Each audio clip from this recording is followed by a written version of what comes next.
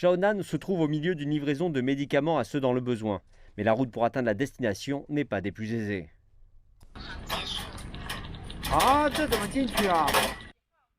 Mon plus gros problème est de trouver un moyen d'accéder à ces communautés. En raison de la Covid-19, certaines portes des résidences ont été temporairement fermées, ce qui n'apparaît pas sur la carte de mon téléphone. Donc je dois en trouver une autre, ce qui peut prendre beaucoup de temps. En tant que nouveau venu dans l'industrie de la logistique, Shao ne prend que des commandes pour livrer des médicaments. Les médicaments sont le plus important. Les gens peuvent manger moins, mais ils ne peuvent pas se permettre de prendre moins de médicaments, en particulier ceux qui ont des maladies sous-jacentes. À Shanghai, ceux qui livrent peuvent gagner des dizaines ou des centaines de yuan par commande. Mais pour Shao, il ne gagne que 10 yuan par médicament qu'il livre. Shao s'est rapidement rendu compte que dans son travail, il faut s'attendre à l'inattendu.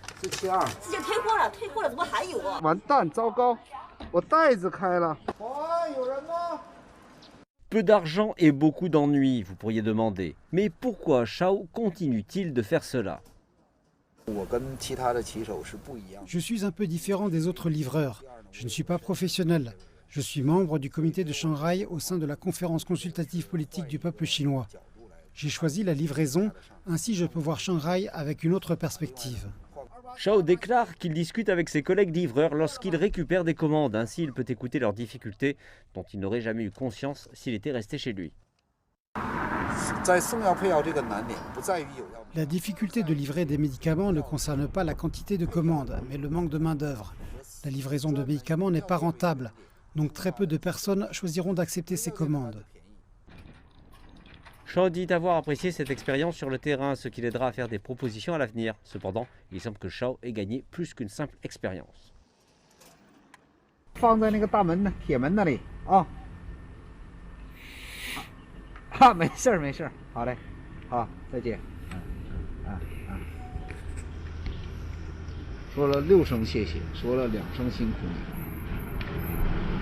Shao prend 10 commandes par jour jusqu'à ce qu'il ait à recharger la batterie de son vélo électrique, livrant principalement dans la zone où il vit.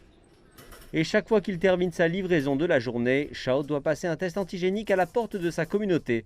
Il estime que faire cela est la chose responsable à accomplir tant pour lui que pour les autres.